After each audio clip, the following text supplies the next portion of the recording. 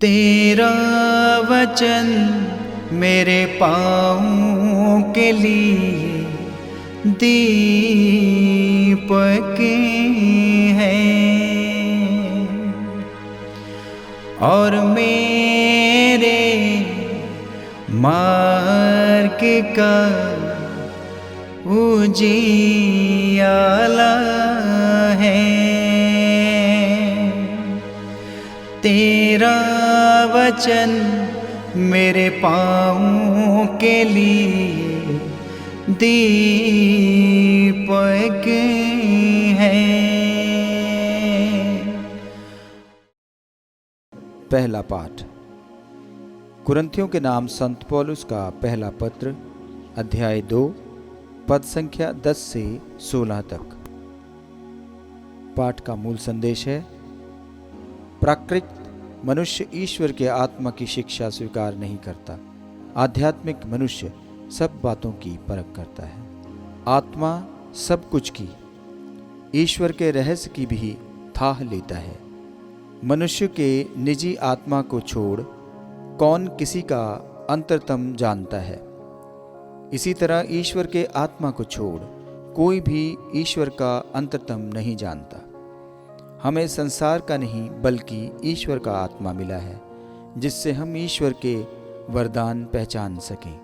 हम इन वरदानों की व्याख्या करते समय मानवीय प्रज्ञा के शब्दों का नहीं बल्कि आत्मा द्वारा प्रदत्त शब्दों का प्रयोग करते हैं। इस प्रकार हम आध्यात्मिक शब्दावली में आध्यात्मिक तथ्यों की विवेचना करते हैं। प्राकृत मनुष्य ईश्वर के आत्मा की शिक्षा स्वीकार नहीं करता। वो उसे मूर्खता मानता है और उसे समझने में असमर्थ है, क्योंकि आत्मा की सहायता से ही उस शिक्षा की परख हो सकती है। आध्यात्मिक मनुष्य सब बातों की परख करता है, किंतु कोई भी उस मनुष्य की परख नहीं कर पाता, क्योंकि लिखा है, प्रभु का मन कौन जानता है, कौन उसे शिक्षा दे सकता है। हम में तो मसीह का मनोभाव विद्यमान है। ये प्रभु की वाणी है। ईश्वर को धन्यवाद। भजन अनुवाक्य। प्रभु जो कुछ करता है अच्छा ही करता है। अनुवाक्य। प्रभु जो कुछ करता है अच्छा ही करता है। प्रभु दया और अनुकंपा से परिपूर्ण है। वो सहनशील और अत्यंत प्रेममय है। प्रभु सबों का कल्याण करता है। वो अपनी सारी सृष्टि पर दया करता है। अनुवाक्य। प्रभु जो कुछ करता है अच्छा ही करता है। हे प्रभु, तेरी सारी सृष्टि तेरा धन्यवाद करे। तेरे भक्त तुझे धन्य कहें। वे तेरे राज्य की महिमा गाएं और तेरे सामर्थ्य का बखान करें। अनुवाक्य। प्रभु जो कुछ करता है अच्छा ही करता है, जिससे सभी मनुष्य तेरे महान कार्य और तेरे राज्य की अपार महिमा जान जाएं। तेरे राज्य का कभी अंत नहीं होगा। तेरा शासन पीढ़ी दर पीढ़ी बना रहेगा। अनुवाक्य। प्रभु जो कुछ करता है अच्छा ही करता है। प्रभु अपनी सब प्रतिज्ञाएं पूरी करता है।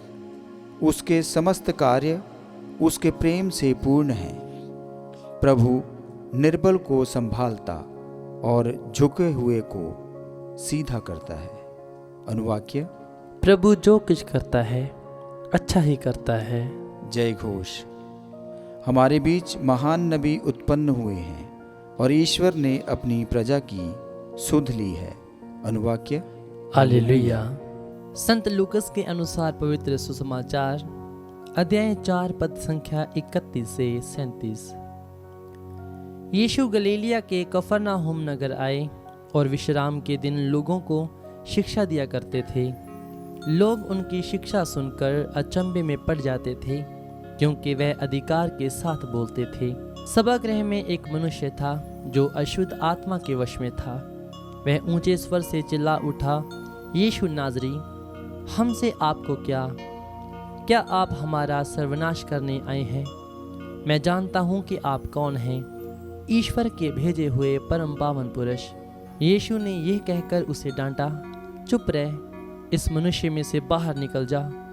अब दूत ने सबके देखते देखते उस मनुष्य को भूमि पर पटक दिया और उसकी कोई हानि किए बिना वह उसमें से निकल गया। सब विस्मित हो गए और आपस में कहने लगे, यह क्या बात है? वह अधिकार तथा सामर्थ्य के साथ अशुद्ध आत्माओं को आदेश देते हैं और वे निकल जाती हैं। इसके बाद यीशु की चर्चा उस प्रदेश के कोने कोने में फैल गई। ये प्रभु का पवित्र सुसमाचार है। ख्रीस्त की जय।